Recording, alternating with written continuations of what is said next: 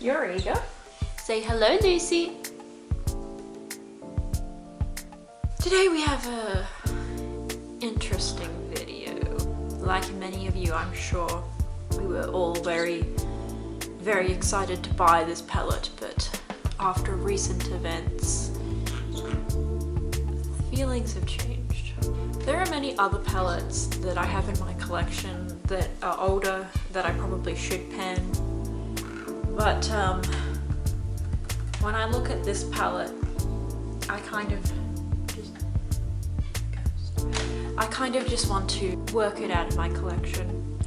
Now, I could just declutter it or destroy it or throw it away, but I think that using your palette and getting your money's worth out of it is definitely better than just getting rid of it, because this was not cheap. What we are talking about is I'm going to pan my conspiracy palette. There are many things that I have to say about this. Firstly, Shane Dawson. Now, I first started watching Shane Dawson when he was making his food videos, and I had no idea he did all those awful things and said all those awful things. It's hard to put into words the feelings you get from realizing that someone has done such hurtful and horrible things, but it's not really my place to say to forgive him, to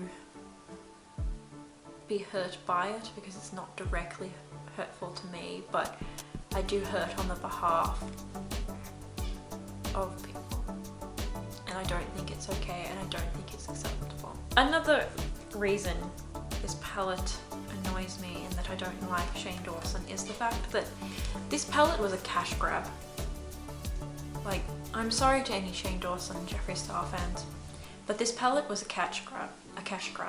When he came out with the series, he promised drama to it. He promised conspiracies, hence the name, conspiracies, controversies. That was what the palette was supposed to be about. Turned out he ended up making a documentary about the palette, which is fine, it's good, but it kind of loses all of its meaning when it's supposed to be conspiracy, and it's not. The whole series wasn't even about conspiracies, it was about selling a palette. Basically, it worked very well, and it was a very interesting documentary, and I'll give him credit, it's very groundbreaking. After the documentary, we did not see Shane Dawson play with this palette once. And then he had his little Twitter rant, which was insulting to everyone in the beauty community. You know, it just adds layers upon layers upon layers when you see what he's done in the past and then you see what he's saying now. It's just like, do you even want to improve? This is my own opinion, but I don't think that this palette was really made by a makeup wearer. I mean, that's obvious, Shane Dawson, but it feels like it's not made for makeup wearers and not made by a makeup wearer. It feels like it's just meant to be viral. Now, Jeffree Star has done, you know, terrible things in the past, which I don't feel that I, being a white woman, can really speak on these issues, but I will say that I don't condone them and I don't agree with them. And I don't think I'll be purchasing from Jeffree Star Cosmetics for a while. Now, Jeffree Star is an interesting case. Like, he used to be a big beauty guru on YouTube and make a lot of videos, but now he seems to only make videos when he is about to release something. Everyone else drags Jaclyn Hill through the mud for doing the same thing, but I've never heard anyone talk about the fact that Jeffree Star is completely dead on YouTube until he has a new palette release. And then when he releases a new palette, he doesn't even play with it. He doesn't even wear it himself. He doesn't even do his own makeup. It doesn't look like he even does his own swatches in some of these videos. And on his social media, you can see that he doesn't wear makeup. He doesn't do his own makeup. Whenever he's wearing makeup, someone else has done it for him. And I feel like that's reflected in his palettes a lot. Like the most recent one, he released basically a foundation range instead of a palette. Like, is that, I don't think anyone wanted that. I mean, people say, oh, makeup artists, but you'd have to be so untalented to need that many nude shades to create a good look on someone. And also those shade names were tacky. Anyway, what is it called? The Bloodlust palette? The purple one? Not a purple palette. Massive, awkward, bulky. That's one of the biggest problems with Jeffree Star Cosmetics. The Alien palette, for example. The biggest criticism is it's so hard to store. But they still came out with Bloodlust, like that's okay. Like he should have just made another trunk with the velvet on it. And that palette too, just, it kind of feels like Morphe. Like a massive palette of shades that are quite similar that no one really needs. And then this one. I'll swatch this palette and we will go through it together. Now I'm stupid and I wore this shirt with the sleeves, so I'm gonna have to do all these swatches on my hand. So this is the first row. Now, I have a big problem with this row. This is supposed to be a nude row, and this is the deepest shade.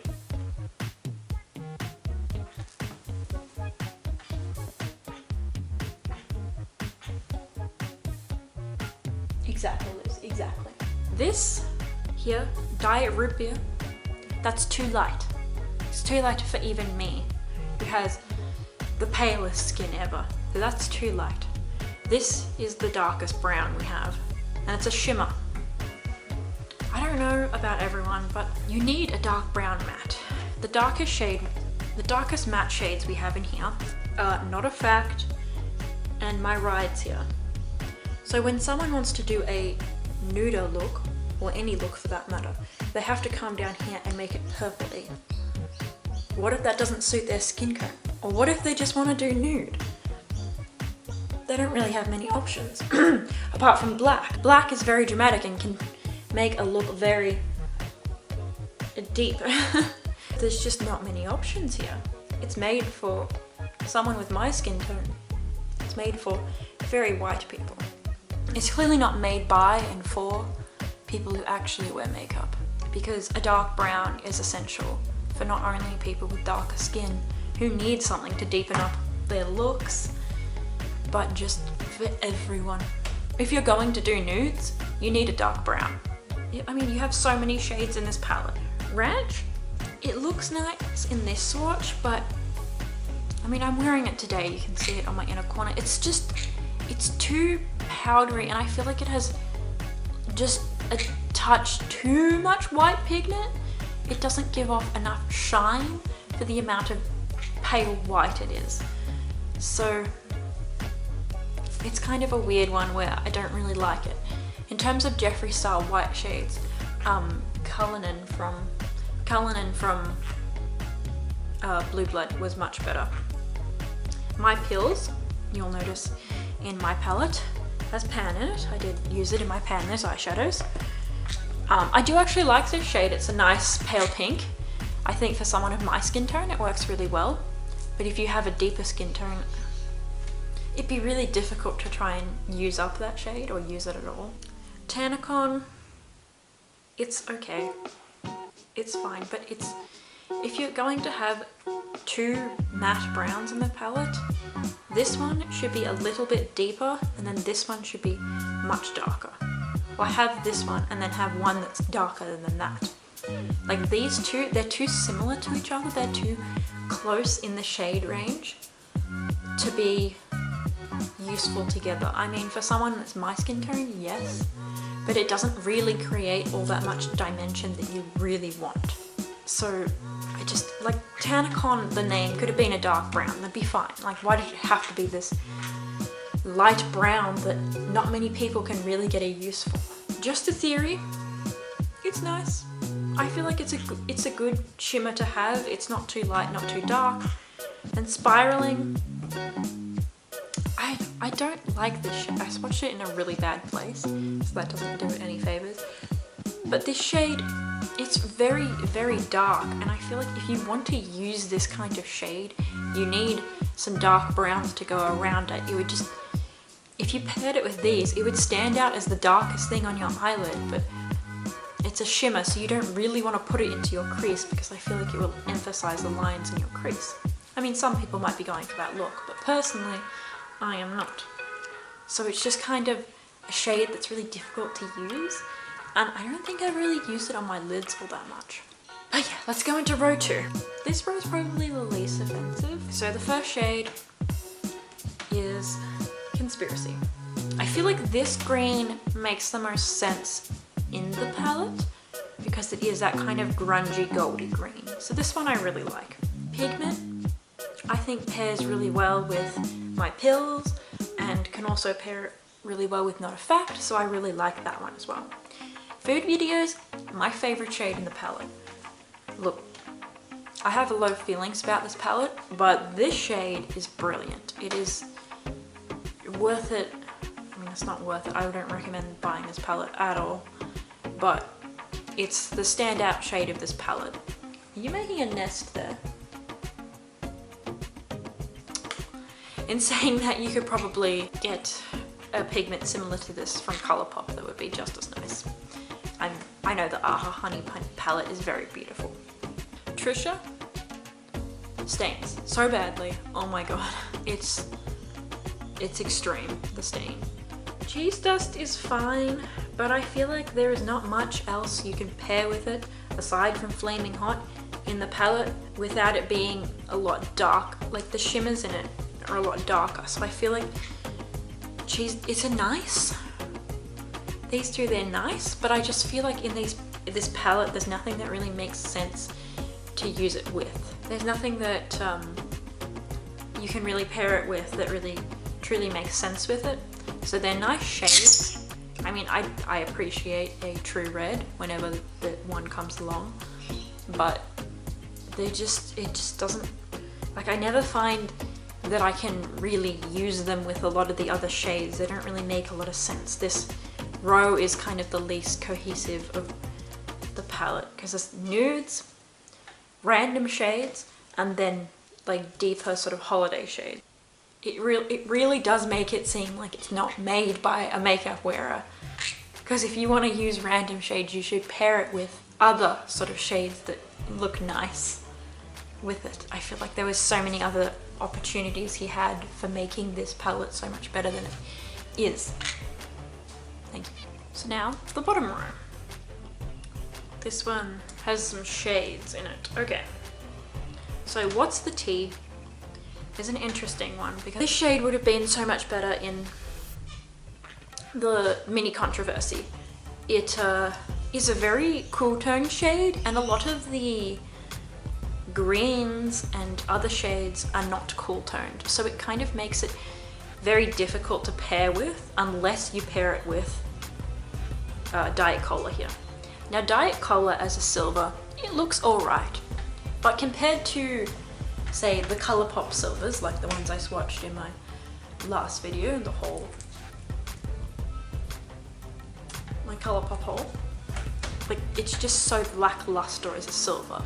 There are so many other more beautiful silvers out there, so it's kind of eh.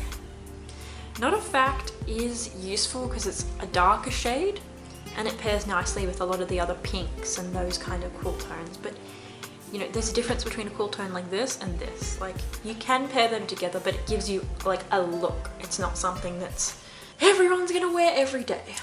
So that's why this one, it really stands out. I'm also panning What's the Tea in my Pan Those Eyeshadows on Instagram. Go follow me. See my progress on that. Sleep Paralysis is really pretty and I think pairs really well with Not a Fact, but I don't think I've used it. And I honestly think having Sleep Paralysis in here makes spiraling really redundant because it is the same kind of deeper shimmer metallic kind of shade, except it's so much more beautiful than spiraling. So it kind of is like, why would you ever use spiraling if you have Sleep Paralysis to use, you know? The next one is Illuminati.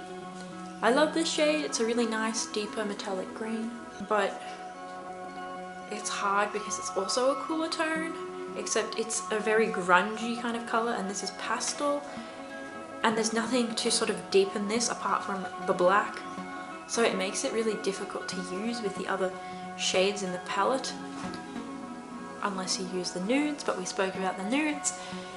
And last is my Rides here, which is this black, and it's fine. I mean, it's kind of necessary if you're not going to have a dark brown to at least have a black, but it's not a very pigmented black, but at least it makes it easier for blending. And that's all the shades in the palette. I will probably have more thoughts about them once I start wearing this palette more often, because honestly, I don't really wear it that often. I mean, only because it was in my pan, those eyeshadows, did I really give it much attention and come to realize how difficult it really is to use. Now, this palette, I don't have any scales, but I have ordered some, so hopefully they will come and I'll be able to put a picture of the weight of it right now on the screen, but if not, we'll just do it by looks. I'll take a photo of it.